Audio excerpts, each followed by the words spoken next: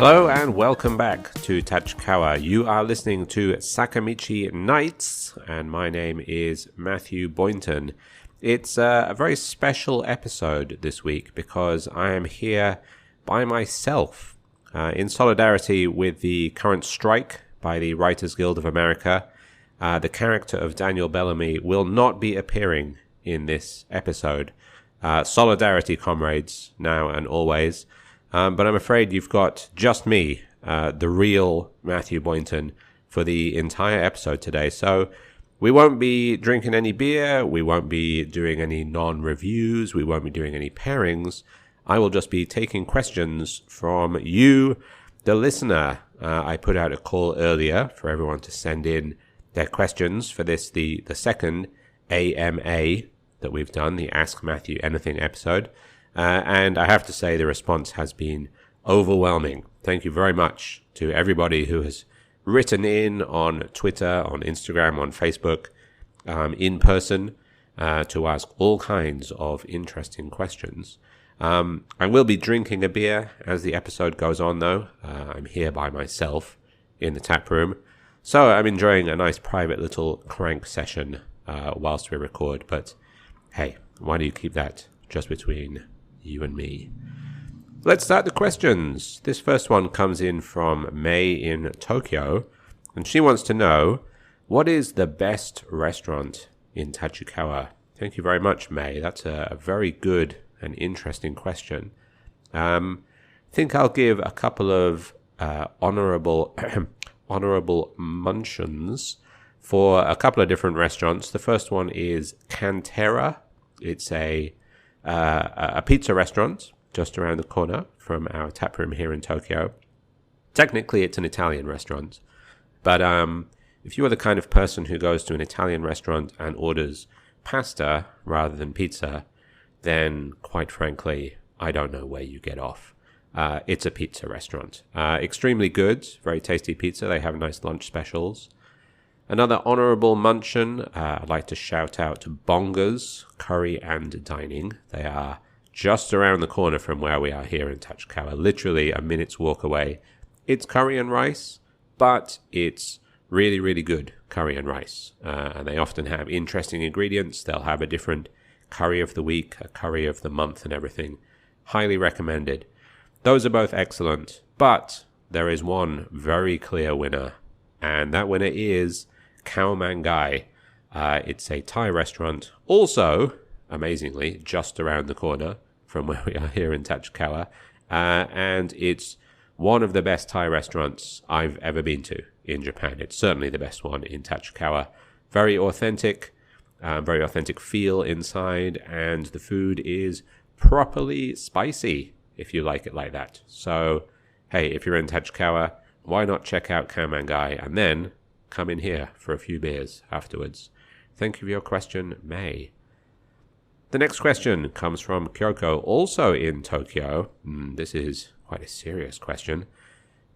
She wants to know, and she's referring back to the fact that I changed careers about 5 or 6 years ago from being, basically an English teacher to being a brewer. Her question is, what was the biggest challenge in changing your career so dramatically? Yeah, that's an interesting question. So I had a fairly stable and okay paying job. I was working for an English teaching company, but actually I was the head of employment and training at that company, so I didn't really do any teaching anymore. And so that was one of the motivations to change.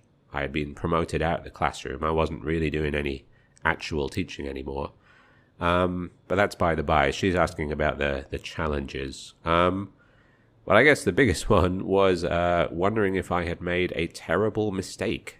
As I said, it was, a reasonably well-paying job, very stable. I worked in an office. It was somewhat senior. And then in my first week working at Baird Brewing, I was given the task, either on the first or the second day, of weeding the flower beds outside. I remember sitting there weeding these flower beds thinking, has this been a terrible mistake? Have I made a dreadful error here? But, I had the idea that it could lead to more in the future. And, hey, now I'm sitting in my own brewery here in Tachikawa. So hopefully that was the case. That was a big challenge. Another one was when I went to work at Bed, just adapting to the physical nature of the job. Like going from an office job to a job where you're moving around a lot, you're picking up heavy things, you're bending over, crouching down, you're opening things, closing things all the time. It's hot in the brewery. That was a challenge. And that coupled with the fact that, as I was apprenticing, there was so much to learn every day, meant that I was coming home absolutely shattered from every shift in, say, my first month at the brewery. I was doing something new every day, learning lots of new things, coming home trying to study about beer making, but basically just immediately falling asleep as soon as I got back to the shared house that we had near the brewery. So the physical nature and the fact that there was so much to learn was very tiring. But to be serious just for a moment, the biggest challenge was being away from my young family at the time. My daughter was quite small. My son had just been born. And they, along with my wife, stayed in Tokyo while I was down in Shuzenji working. And I remember in the first week going out on an errand with some of the other brewers and catching sight of a happy family playing in the park past where we were driving and thinking, oh God, this has all been a terrible mistake. But, now I get to spend more time with the family. So, yeah, like I say, hopefully it all has worked out in the end. Thank you, Kyoko, for that very thought-provoking question. The next question comes from Takashi, also in Tokyo. He's making reference to the fact that it is early June, late May now, and he wants to know, what is Matthew-san's way to spend the rainy season? Oh no, the rainy season is coming. I hate rainy season. It is miserable. I remember a couple of years ago, rainy season here in Tokyo, it literally rained non-stop for 2 weeks. And it's not even cool rain where you can enjoy having the window open and being cool at night under the blanket. No, it's so hot and humid all the time. It's impossible to dry your laundry. You feel sticky and dirty all the time. I hate rainy season. If I hear any more Japanese people say, oh, you're from Britain, I hear the weather is terrible there. You are wrong. You are wrong. The weather is terrible here. It rains all the time here. You are living in the country where it rains all the time. Anyway, that's not answering your question.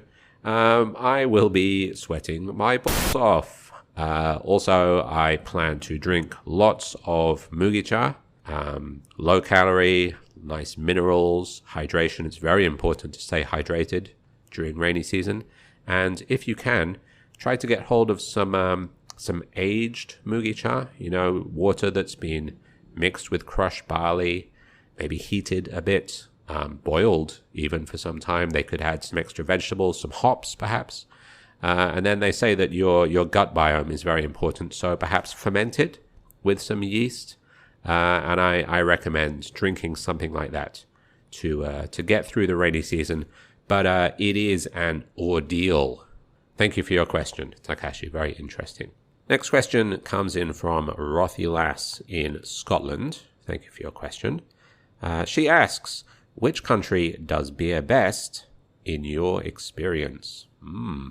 Interesting. Now, this is going to be a bit of a cop-out answer, but, well, it's the ultimate cop-out answer. All of them. They all do. Beer's strength is in its wondrous variety. It adapts to local conditions. So you could be sitting outside on a Vietnamese patio enjoying a nice, cool, crisp lager.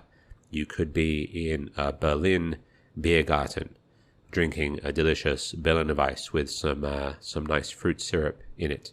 You could be in an American brew pub drinking a super hoppy IPA. You could be in a traditional British or Scottish pub next to the crackling fire, enjoying a nice real ale while you're doing it. The thing about beer is that it goes everywhere that humans go, just about. And so it adapts to whatever the local conditions are. Thank you, Rothilas, for your question. The next question comes from Frank Danko, who is currently in Tokyo. Bit of a change of topic here. He asks, what is your favorite video game of all time and why? Now, I had to think about this before sitting down to record. This is an extremely difficult question to answer. I've been playing video games almost as long as I can remember.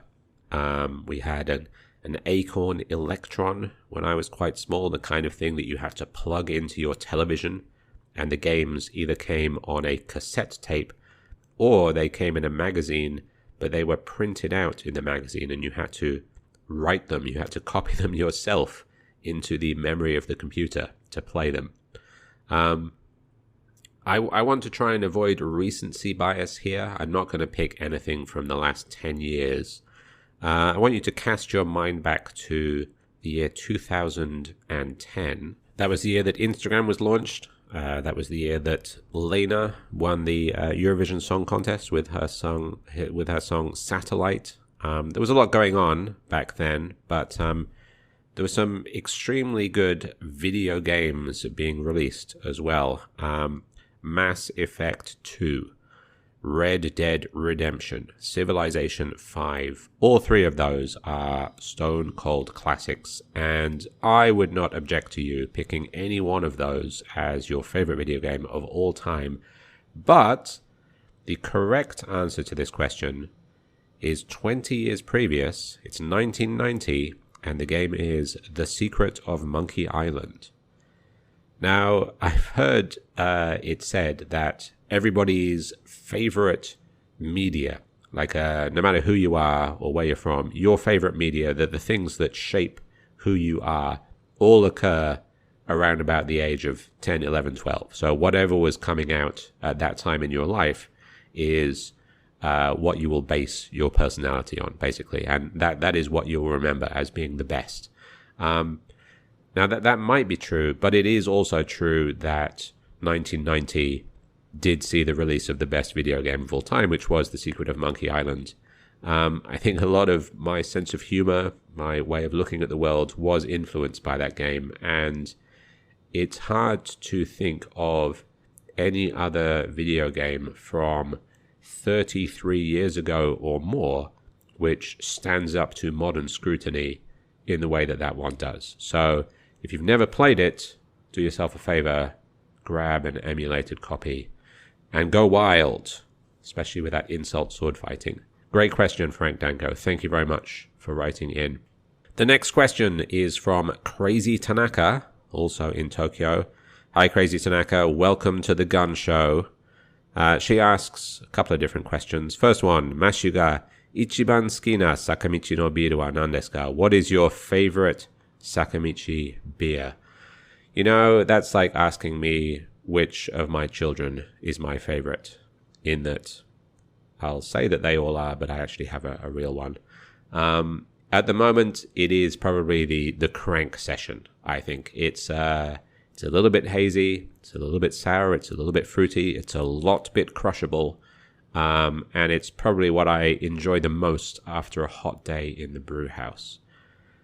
She also asks, "Suki na biru no style wa nan desu ka?" What kind of beer style do you like? And finishes, Midnight Sun Saiko.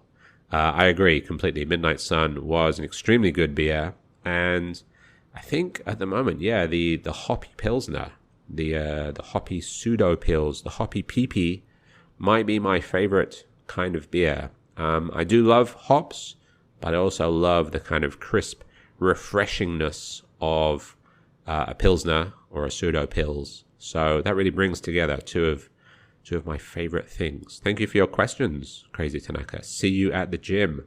The next question comes from Secret Lady in Kanagawa. Thank you for your question. She wants to know, what non-standard beer ingredient would you like to brew with?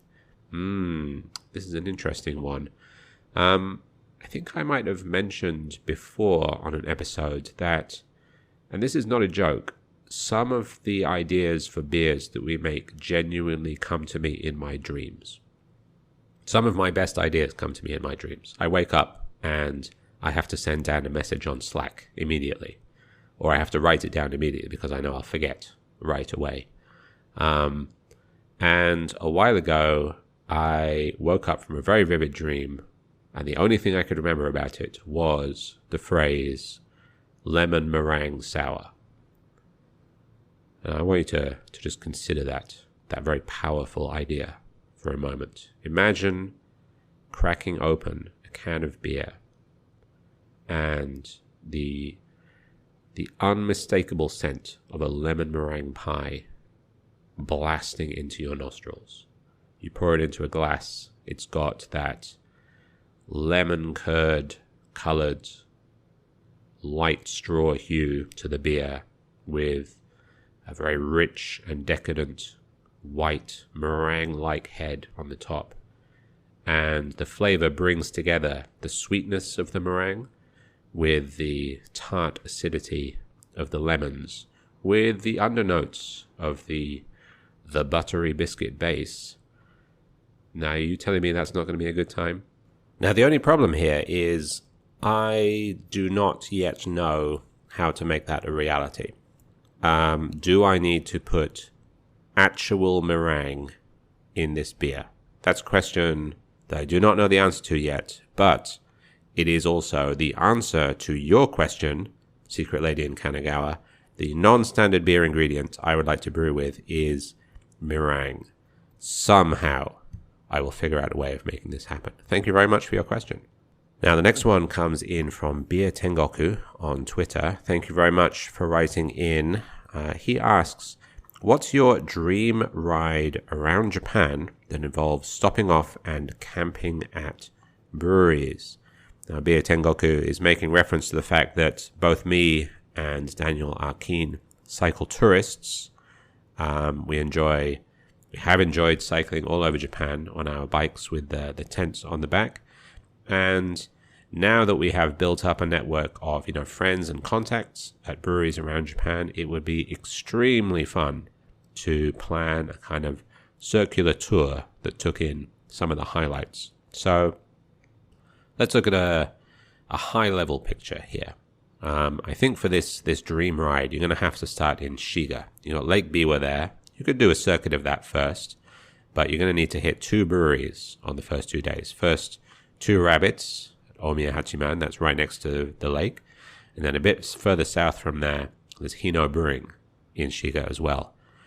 After that, you're going to head over to Kyoto. It's not that far. Kyoto Brewing, they're right there. You can camp in their car park if you want to. From there, the next stop, Nara. It's just a little bit further south from Kyoto. Again, you can camp in the car park if you want to, or you can sleep in the brewery. I don't know. But yeah, these are all very close together. Now, the problem so far, which you might have realized if you're looking at a map, is that all of these places are very close together, like 30 to 40 kilometers. That's not a full day of cycling. So we're going to have to take a fairly circuitous route from brewery to brewery. But the next one is going to change that a bit, because this is going to be a tough day in the saddle. From Nara, we are going to Adidagawa in Wakayama to visit Nomcraft. Going over some big hills, putting in some big Ks to get there. We're going to have to drink a lot of beer when we get to Nomcraft to make up for all the fluids that we've lost. From there, we're going to head to the coast, catch a boat, go across to Shikoku, and visit Kamikatsu. I believe they're in the mountains of Tokushima, I think. Could be wrong about that, but they're in the east part of Shikoku anyway, and we can hit there. And then from there, you can actually ride north. You can take the bridge. You could take a boat, cross over to Kobe to visit Open Air Brewing and our friends there. That is a pretty big trip. I'm not sure if it would be harder on your legs, on your ass, or on your liver. Probably a combination of all three, but, it would be extremely fun, and I would probably come back 10 kilos heavier than I left. Thank you for your question, Beer Tengoku. You should join us on that trip. The next couple of questions also came in on Twitter. Thank you very much, Burke Card, for writing in. The first one is a fairly straightforward question. How do you actually calculate/measure the alcohol level of a beer. And what would it take to make a beer above 10% like an imperial stout? Well, to answer the second part first, that's fairly straightforward. You just add more malt. The more malt you put in, the more sugar there will be in the wort. The more sugar is available for the yeast to convert to alcohol, and that means you get a stronger beer at the end of it. So you keep the amount of water the same, but you add more malt. That means you get more alcohol at the end. The way that you measure the alcohol, so there is a tax office prescribed way that we have to do it, which involves taking a sample and kind of distilling it and measuring it that way. And there is a much more straightforward way, which is just measuring the density of the beer. So when we first brew the beer, we take a reading that we call the original gravity. And that's the density of the liquid that we put into the tank, before we add any of the yeast. And then when the beer is finished fermenting, we take another reading that we call the final gravity. And that's the density of the now beer after the yeast has converted most of the sugars into alcohol and carbon dioxide. And one thing that you probably know about alcohol and carbon dioxide is they're a lot less dense, a lot less heavy than sugars are. So the liquid will become a lot less dense. And if you know the difference between those two numbers, then you can calculate how much alcohol is in the beer. That's the much more straightforward way of doing it. One more question from Burkhard. If you were given a Willy Wonka golden ticket to a behind-the-scenes experience of any brewery and receive a beer of your choice that they brew, which brewery and which beer? Very interesting. As a slight side note, the Willy Wonka golden ticket, I would like to say that when my daughter was small, she was quite a big fan of the film Charlie and the Chocolate Factory, but she didn't know what it was called. So whenever she wanted to watch it, which was pretty often, she would demand to see Chocolate Wanker. Now I'm assuming that the beer that I'm receiving and the behind-the-scenes experience are going to be the same. So I get to see the brew day, and then I get to receive that beer as well. And I'm going to cheat a little bit, and I'm going to choose 2 beers and 2 breweries, one in Japan and one in America. The American one first. I don't think regular listeners to this podcast will be surprised to hear that we are big fans of the brewery Heretic, and particularly their beer Shallow Grave, which is an American porter. I would be fascinated to see the brew day for making that beer. In fact, the whole process of how that beer is made. It is excellent. And I think a lot of times the difference between a pretty good beer and a really excellent beer come down, of course the recipe is very important, but they also come down to the processes behind making it. So being able to watch the brew day and the cellaring process and everything else right up to packaging would be really interesting, and it would be, professionally extremely useful. I would like to be able to make beer as good as that. So I'm sure I would learn a lot. And that's also why I'm going to pick the Japanese brewery, which is West Coast Brewing. We're also big fans of theirs, as I'm sure you're aware. And their hazy IPAs that they make are excellent, absolutely world class. So I would love to be able to go and spend a day at the brewery, a week at the brewery, tasting the beers and seeing the process behind how they make such excellent hazy IPAs. Pick one. Pick any one that they make, a hazy double IPA. I guarantee you it's going to be excellent, and it would be really interesting to see. There's probably a lot that goes into it even before the brew day. Like what is their process for making those beers? And in order to get that good, you have to get really involved in every aspect of, from choosing the ingredients to designing the recipe to brewing the beer to cellaring it. Everything along the way has to be spot on. So that would be fascinating. Thank you for your questions, Burkhard. Those were really interesting questions. Thank you for writing in. Now let's zoom over to Ishikawa. We have Joe and Casey, who've both written in with quite a few questions, which I really thank you for, guys. I just finished listening to maybe a latest episode of Ishikawa Summit to See today. It's really great that I can have a single episode of a podcast that can take me through a 9-hour day in the brew house. You know, it's really helpful that you're putting out such incredibly long episodes, because it means I don't have to queue anything else up on the playlist. Let's start with Joe in Ishikawa's questions. His first one: what would an AI beer taste like? For the reasons that I was just talking about, probably not very good. You know, I will say it's a bit of a bugbear. Artificial intelligence doesn't exist. It's not intelligent. It doesn't understand what it's doing. All it's doing is pulling on lots of text to predict what word should come next. And it's pretty good at that, but it doesn't actually understand anything that it's doing. So it could be a fine enough recipe, but is it going to be able to manage the brew house? Is it going to be able to manage the cellaring process? No, it can't do any of that. There is still a craft to craft beer, and there is no intelligence to artificial intelligence. Next question: which are the best nuts or crisps to pair with a dark stout or porter? Now, this is an interesting question, and as Joe knows, I'm sure, as a frequent and regular listener of Sakamichi Nights, we do like to pair the beer with different things every week. So this can be this week's pairing. You know, for something rich and roasty, like a dark stout or a porter, I think I would reach back to that old classic, the dry roasted peanut. Don't see them in Japan very much, and that's a real shame because they go extremely well with just about every kind of beer. Joe's final question: if you had to do a Jaeger bomb style drink with any beer and any spirit, which would you choose and why? I reject this question. I am not putting any spirits in my beer. No, thank you.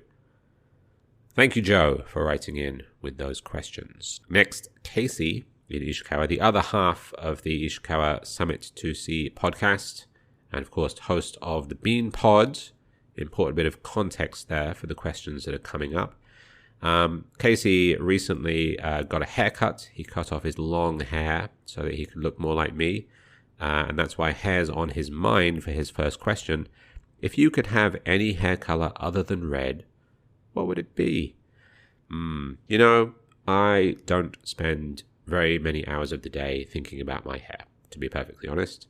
I get it cut at Supercuts. I get it cut short. I don't want to have to think about it or worry about it at all. Dark blue. Next question. Would you rather fight Joe or me? That being Casey. You know, man, why does it have to come to violence? Can't we all just get along? I don't think that these kind of violent questions are necessary. And in any case, I wouldn't fight either of you. I would simply pay somebody to have you both killed in your sleep. Next question. Do you have any plans to visit England or Scotland or wherever the heck you are from? Ooh, getting aggressive now. I'm from England, Casey, as you know, but my family now live in Scotland. They live in Edinburgh. No, I don't have any plans to visit anytime soon because the cost of flights is absolutely astronomical at the moment, as I'm sure you are aware. And what's more, I think I'm right in saying that Russian airspace is currently closed. So in order to get to the UK, you either have to go the long way round over Canada, or you have to kind of go way to the south. And so the flight is much longer. And of course, I would be going with my family, which adds to the cost and the stress of spending a long time on an aeroplane.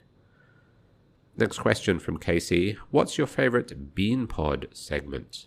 That's a good question. I like all of it. I like the weather update. I like hearing about what's going on in your garden. But I'm going to say I genuinely enjoy the songs. I am not musically talented at all.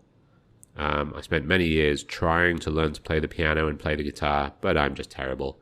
And Casey is genuinely pretty talented. He seems to be able to bang out an original song just about every week, which might be the reason he hasn't got to any of my requests yet. But it's genuinely very impressive, and I enjoy listening to them. Final question from Casey. What entertainment feature, or any feature really, would you like to add to the tap room? Good question. I do not like bars with televisions in them because everybody just ends up looking at the television. It can be very distracting. And it doesn't really even matter what's on it. It could be crown green bowling. It could be heavy metal videos. Everyone's eyes are drawn to the television. But having said that, I think some kind of pull-down screen and projector for sporting events might be quite fun. I have a lot of fond memories of watching the rugby or watching the football or the cricket in the pub with my friends. So that could be quite fun if we could figure out a way of doing it. In terms of other features, it would be pretty good to have a crowler seamer. So we could have cans that we fill from the taps and then put a lid on, a cap on them, seam them up, seal them up, and then people could take home that beer in a can to drink at their leisure. That would be pretty fun, I think. Thank you, Joe. Thank you, Casey. Those were all very interesting questions. Let's move on to our final question of this episode. And this one comes in from Brian in Fukuoka. And he asks, if you could have any podcast guest in the world, why is it Brian in Fukuoka? Now, Brian, first of all, I'm afraid I'm going to have to pick you up on your grammar a little bit here. That question should have read, if you could have any podcast guest in the world, why would it be Brian in Fukuoka? And yeah, why not? Why wouldn't it be Brian in Fukuoka? It would be very interesting to have him on the pod. In case you, the listener, are not aware, Brian is Japan's #1 podcast supporter. And he is also a kind of Dexter guy. He does blood pathology, I think I'm right in saying, or, toxicology. He's a criminologist. He does, science stuff about poisoning people and crimes. So that would be a very interesting chat. And also, and this is saying quite something, Brian is probably one of the biggest nerds I've ever had the chance to interact with. So I'm sure we would have a lot in common. We would have a lot to talk to about our shared love of Battlestar Galactica and Stoic philosophy. So yeah, he would be an excellent guest. If it were to be anybody else in the world, I think I would have to choose General Secretary of the National Union of Rail, Maritime and Transport Workers, Mick Lynch, who is a trade unionist from the UK. If you haven't seen him, always very entertaining to see him on the news, sticking it to the bosses and standing up for the workers. And I think he enjoys a pint as well. So I think it would be very fascinating to have a chat with him and to get his perspective on working in Japan and what industry in Japan looks like in comparison to industry in the UK. That might be an interesting conversation. Mick, I know you're listening. I know you're a big fan. Get in touch. We'd love to have you on the pod. Thank you very much, Brian in Fukuoka, for those very interesting questions. And we look forwards to your guest appearance on this podcast. The big problem with any of these guest appearances, and I will speak honestly for a moment here, is that we have to be drinking the same beer in order to make the episode work. So if you are able to get hold of some nice craft beer in Fukuoka, who knows, there might be some nice shops down there. There might even be a really good brewery called Fukuoka Craft. Maybe we could figure something out and we could be tasting the same beer whilst in two different locations. That is about all we have time for this week on this extremely special episode of Sakamichi Nights, the second AMA episode we've done. Thank you so much to everyone who wrote in with questions, who sent questions in. This podcast absolutely would not have been possible without your help and your questions. So thank you very much to those who wrote in. Thank you very much to you for listening. Really appreciate that. Stay safe. We hope you have a good week, and we will see you again next time.